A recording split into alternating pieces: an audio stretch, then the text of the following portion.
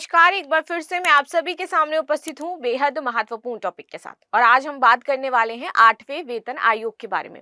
जब से आपका 8th पे कमीशन को मंजूरी मिली है और ये कहा जा रहा है कि अगले साल 1 जनवरी 2026 से आपका ये लागू हो जाएगा, तब से बहुत सारे लोगों में इसको लेकर के कंफ्यूजन है कि इसका फिटमेंट मीटर क्या है, कितनी सैलरी बढ़ने वाली है। कुछ लोग कह रहे हैं कि 186% तक सैलरी बढ़ जाएगी, कुछ का कहना है कि सिर्फ 20 से 30% के बीच में सैलरी बढ़ेगी।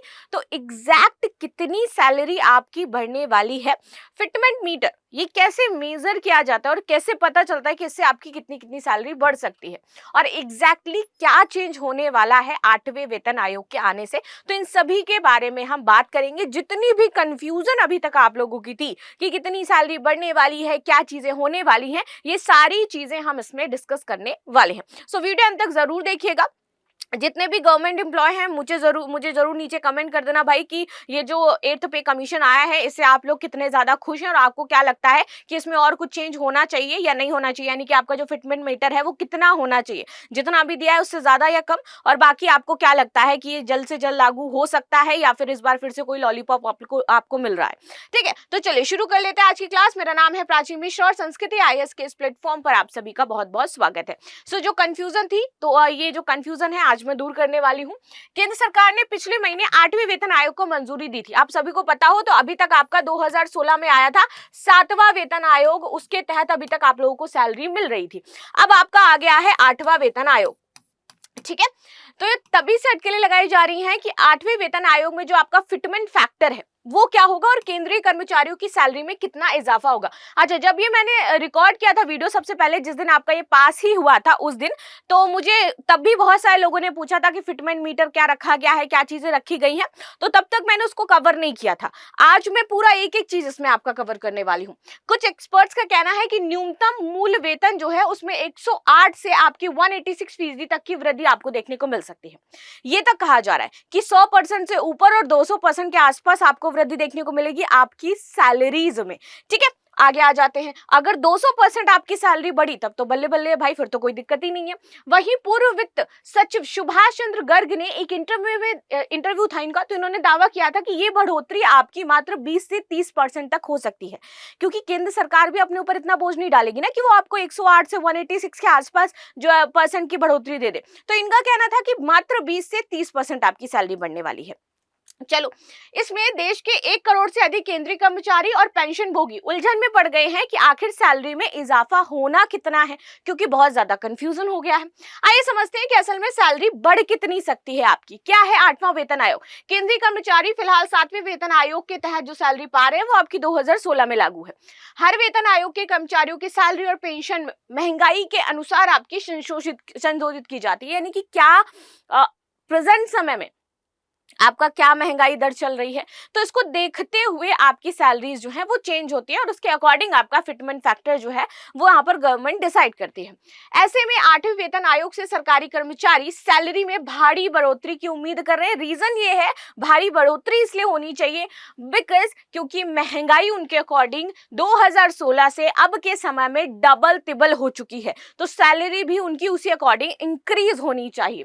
ठीक है, अच्छा आपको क्या लगता है कि ये जो महंगाई है और ये जो सैलरी जिस अकॉर्डिंग आपको अभी मिल रही थी, यानी कि जो केंद्रीय कर्मचारी मैं देखती हूँ क्लर्क वगैरह, उनकी सैलरी मात्र 25-30 हजार होती है। अब वो भ्रष्टाचार करते हैं वो एक अलग बात है, हम उसको यहाँ पे कंसीडर नहीं करेंगे कि भ्रष्टाचार करके वो इतना पैसा कमाते हैं, लेकिन आप ये भी देखो कि वो जो क्लर्क है या फिर जो वहां पर जॉब कर रहा है उसने इतनी मेहनत करके उस जॉब को पाया एंड देन उस 25,000 में उसका खर्चा नहीं चल पा रहा है।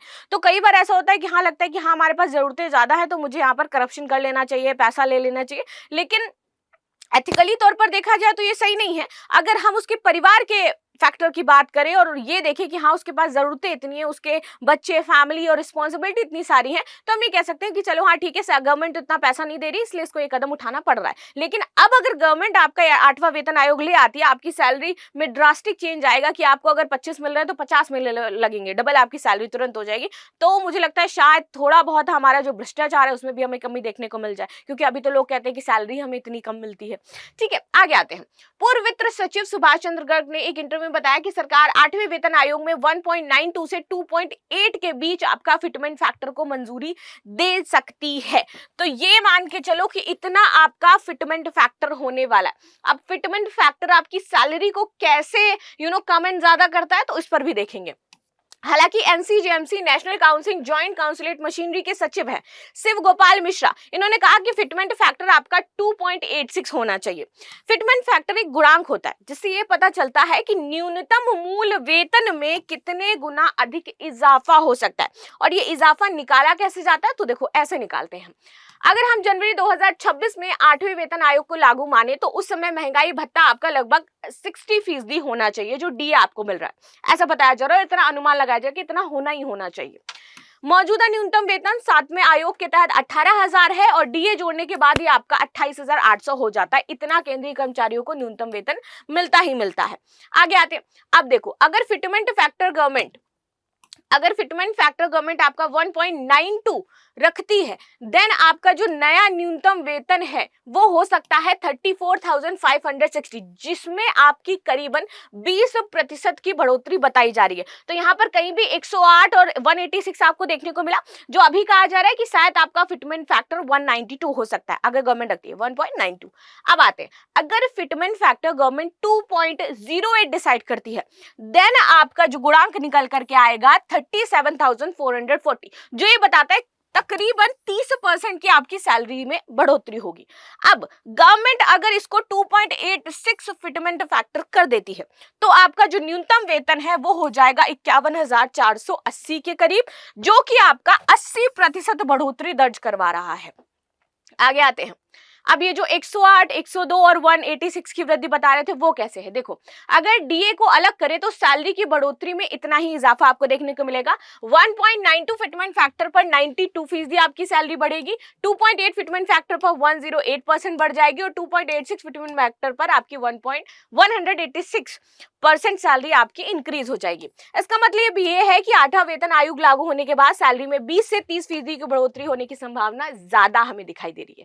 ठीक है, ये आपका कब था, डीए लगने के बाद इतनी बढ़ोतरी दिखाई जा रही है। बिना डीए के आपको पीछे देखने को मिलेगा, बिना डीए के आपकी इतनी सैलरी बढ़ने वाली है। तो जो एग्जैक्ट सैलरी में इजाफा होगा वो 20 से 30% के बीच में बताया जा रहा है, यानी कि 34,000 से 37,000 के आसपास आपकी सैलरी बढ़ सकती है। ठीक है, आगे आ जाते हैं। हालांकि ये सरकार और देश की आर्थिक सेहत पर काफी ज्यादा निर्भर करता है, उस हिसाब से आपकी न्यूनतम सैलरी में कम या ज्यादा का ये जो चीजें हैं वो देखने को मिलेंगी। 8वें वेतन आयोग के फायदे, कर्मचारियों की सैलरी और पेंशन में बढ़ोतरी हो जाएगी, बढ़ी हुई सैलरी से खर्च करने की क्षमता भी बढ़ेगी और खरीदारी बढ़ने से अर्थव्यवस्था को भी फायदा होगा। ठीक है, 8वें वेतन आयोग की चुनौतियां क्या है, सरकार के खजाने पर अतिरिक्त दबाव पड़ेगा और अगर सरकार के पास इसको जनरेट करने का और अपना पैसा बनाने का नहीं है तो फिर जो सरकार है हमारी घाटे में जा सकती है। सैलरी बढ़ने से महंगाई पर आपको बहुत ज्यादा असर देखने को मिलेगा, महंगाई बढ़ेगी।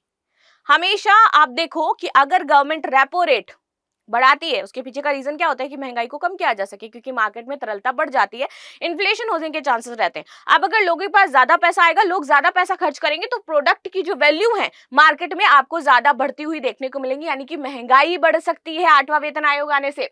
निजी क्षेत्र में सैलरी अंतर बढ़ जाएगा, अगर आप देखोगे तो प्राइवेट एंड गवर्नमेंट दोनों ही सेक्टर आपके बहुत ही ज्यादा असमान हो जाएंगे। सो ये वाली चीज, और जॉब्स वैसे भी नहीं है, लोग फिर से और गवर्नमेंट जॉब्स की तरफ भागने लगेंगे 8वां वेतन आयोग का नाम सुन करके, तो गवर्नमेंट पर और भी प्रेशर क्रिएट होगा। सो ये सारी चीजें हैं आपकी जो 8वां वेतन आयोग में जो थोड़ी बहुत कंफ्यूजन थी, क्या थी, कैसे होना है, वो सारी चीजें मैंने यहाँ पर आपको क्लियर करी है। बाकी आपकी क्या राय है जरूर बताइएगा। मिलते हैं नेक्स्ट क्लास में, तब तक के लिए धन्यवाद। लाइक एंड सब्सक्राइब करना बिल्कुल भी ना भूलें and thank you so much.